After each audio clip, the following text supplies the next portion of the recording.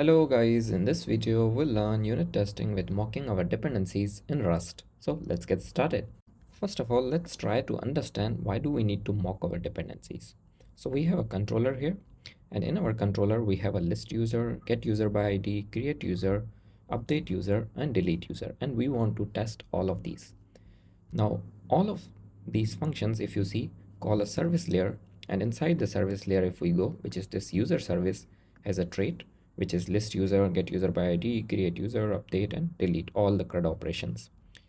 Now, the thing is, this user service connects to a Postgres database, and we have a bunch of queries here.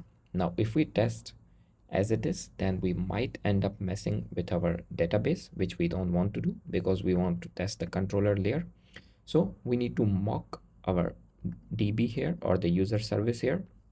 So basically, providing if our database works fine, we want to test how our controller will behave. So let's begin and let's start writing some tests. So let's move to our cargo toml file where we'll add a dev dependency, which is for mocking. So dev dependencies, and we'll add mock all with latest version, and then we'll build our project. So this mock all dependency does all the magic of automatic mocks generation, which we'll see in a minute. So now let's move to user service, and on top of our trait, we will add this macro or annotation or attribute, whatever you want to call it, mock all auto mock. So this will basically generate an auto mock for this, which we'll use for our mocking in unit tests. So let's add a module mod tests, and we'll say cfg tests, and then let's add the test. So let's say first we write a test for list users, this function that we have.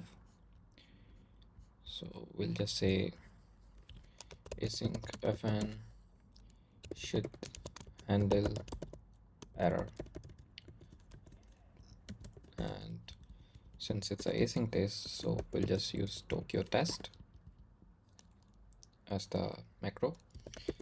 Let mute mock user service, and as soon as we do mock I user service, it should be available automatically. Now this is auto generated from the mock all dependency that we added, and then we'll just do mock user service dot expect list user. So basically what this also does is creates the expect functions with appended with the names that we have.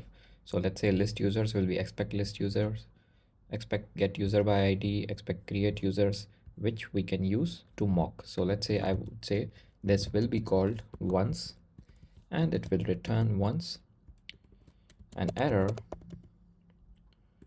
which will be an error from SQLX, and the error is, let's say, row not found.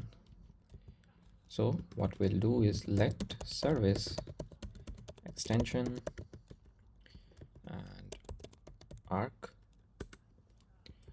new, pass our mock user service as arc and dynamic I user service, and plus send plus sync.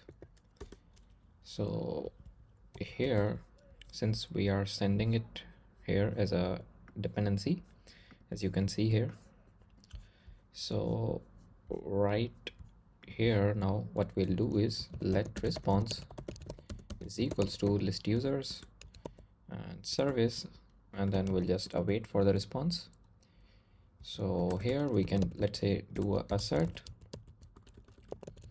and we can say that response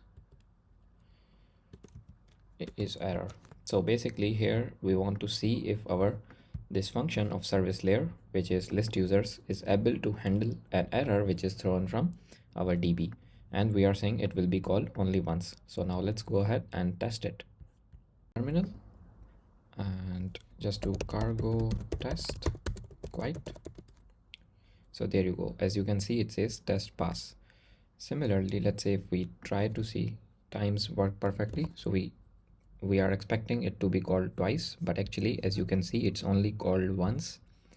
So basically this test should now fail. As you can see, it's only called once, and we run this, and there you go. As you can see, test fell and expected twice but called only one time.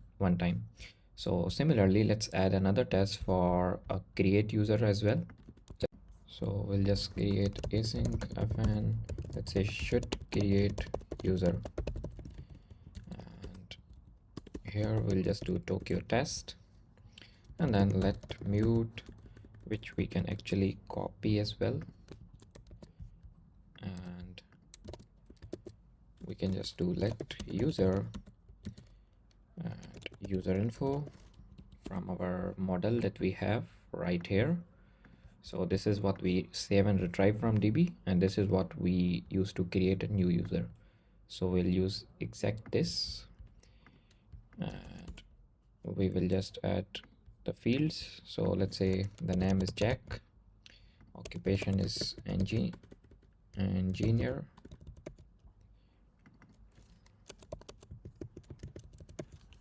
and email is jack@semicolon.com, and phone is 0900. So what we can do is mock user service. Again, as I mentioned previously, a function with expect and with f, and here we'll just say move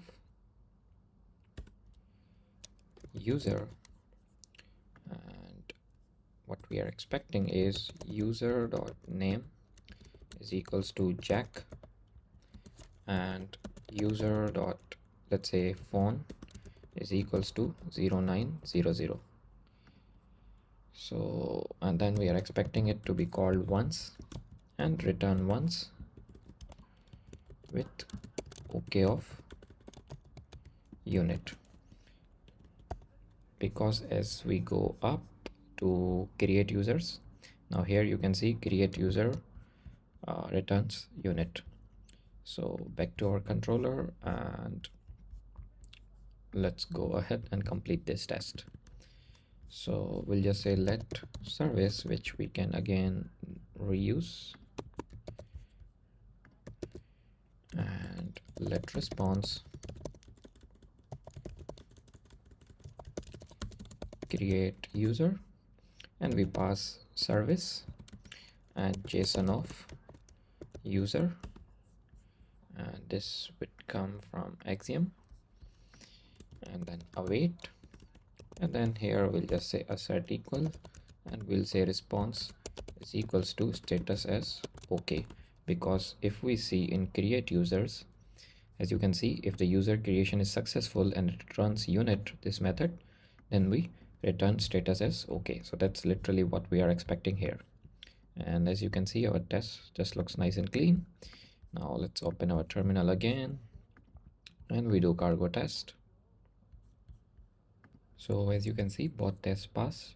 And similarly, if we try to change something, so let's say in case of Jack, we say the name was David, and then we run.